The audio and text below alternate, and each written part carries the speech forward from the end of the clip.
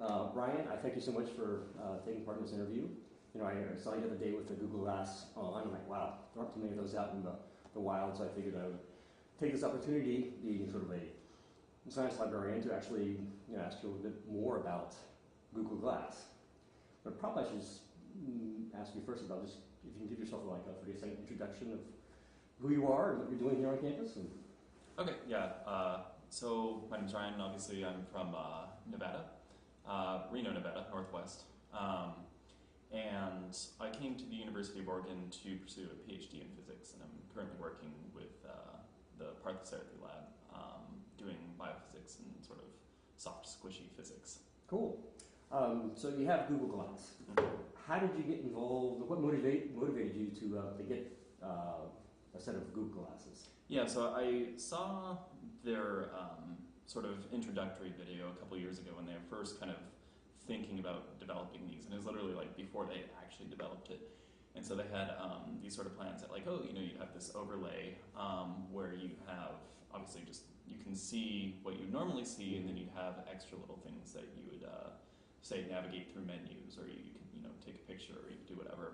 And with me, and I think a lot of other people, that really captivated the imagination of just all the different things that you could make with that. And so that was what I wanted it for. It's like, oh, I can develop these really neat programs for this that could do this or could do that. And so I sat around and thought about all these interesting things that I wanted to do with it. And so then it came to a point where they had a contest, and the contest was called If I Had Glass.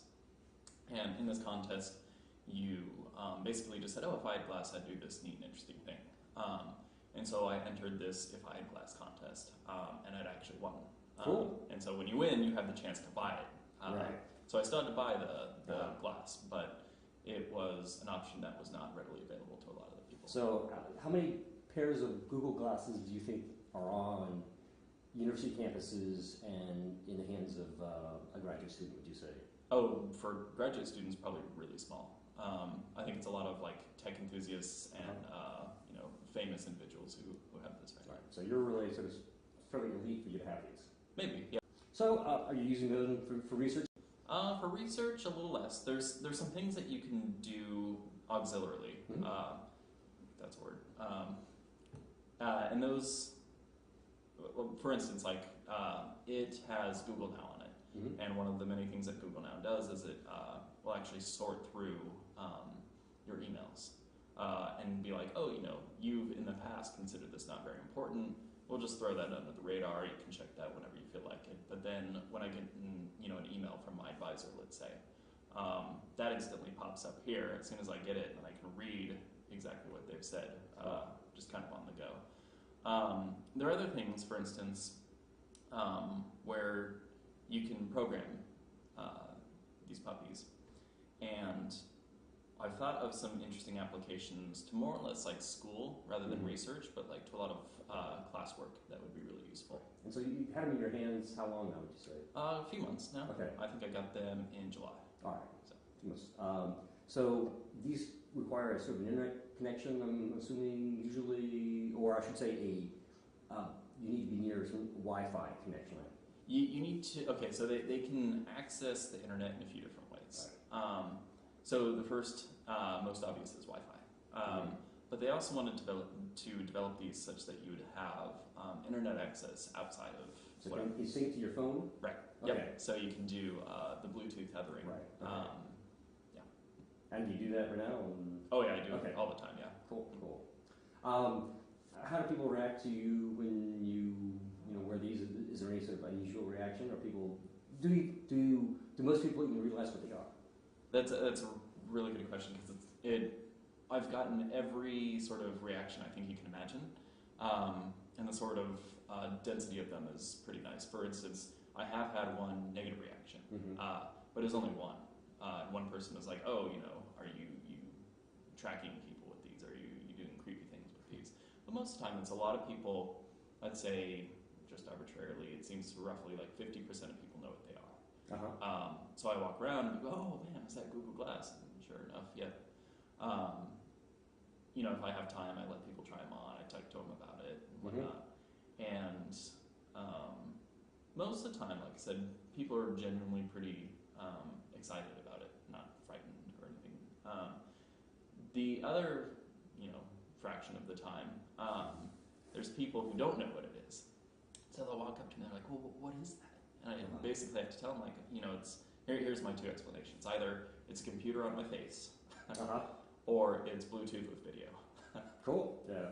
Cool. All right. Did you have any particular expectations when you got these? And has Google Glass lived up to it, or what is different about that? And yeah. So so there were expectations that were not met, but that's not a bad thing once you kind of figure out how these things work. Mm-hmm. So one of the original promo videos is you have this heads up display, and it just sort of like interacts with the world around you, and that's not what they do anymore. And when I first heard that, I almost considered not buying them anymore. I was like, well, that's kind of what I wanted. And as soon as you get them, you tap it and you realize that would never work, or if it would, it's not.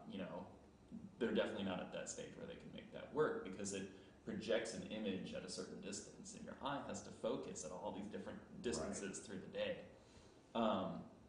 And so, also when it overlays with things, like I can see you through here, but I either look at the time, or the words or whatever I'm looking at, images or whatever, or I'm looking at you. Right. So you can select what you're looking at. You can't really fuse the heads-up screen with your visual background and function and not run into something or right. In principle, I mean, you could, but then you'd be dedicating way too much time to trying to do that.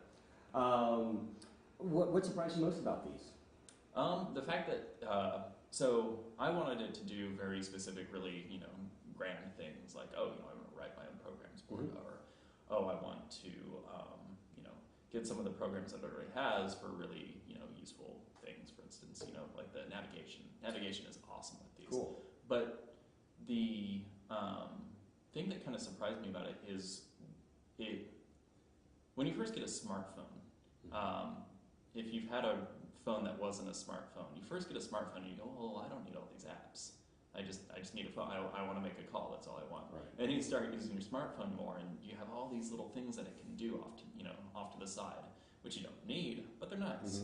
And that's what I was surprised with Glass, is all these little things that you don't need but are nice. For instance, I love getting text messages on this, because I get a text message, I read it instantly. I don't have to reply right at the moment, but if I do want to reply, I can, my hands can be dirty, I can be doing whatever, and I just tap it, and I speak out loud, I speak my reply, and then it's done. The fact that it streamlines a lot of these things is really neat. Cool. Have you talked to others that have Google Glass and sort of compared notes about any of this at all? Are you? Yeah, so there's not too many people in Eugene. I think there's one person on Twitter who's from Eugene who got one as well. So not in person, no, other than when I first bought them. But online, there's a nice community of people who, continually discuss, subjects on Glass, or like about Glass, or concerning the software or whatever, and that I've used quite a bit. Since I'm sort of in the information gathering and information providing business myself, how do you see Google Glass sort of helping you with accessing information? So the way a lot of people access information these days is they Google. Whether or not that's good or bad, the nice thing about these is they have not only Google, but they have Google Now as well. So it's one of those things that this is, again, like an auxiliary device. It shouldn't be something that replaces anything in specific, but like, I was sitting there, I was, carving my pumpkin, and my hands are all dirty and whatnot. I was kind of like, I want an image of this, and so I just asked it to give me an image. I was driving past Mount Shasta, and I was like, I wonder how tall Mount Shasta is. Not only can I Google that, but it actually answers those questions. So it's like, when it comes to sort of answers that Google itself can give you, these can give you those answers. Wow. So you can actually navigate websites with this as well. Click links and do whatever. Cool. A couple other questions here. Probably one last one I should probably ask is there anything that you want to say about Google Glass that I have not asked about? How about that? Yeah, so there's a whole host of things, and I kind of usually wait for people to ask me questions. So let's see. The sort of volume of things that it can do is rather large. Mm-hmm. And I think, what do I want to say about that?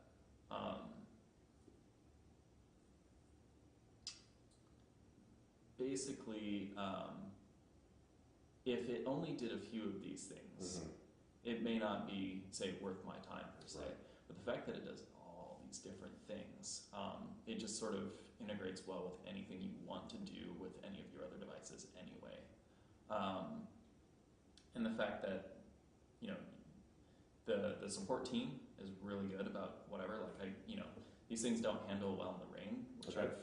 they're really open to criticism, and so I told them like, hey, this is a big problem. I live in Oregon. Right.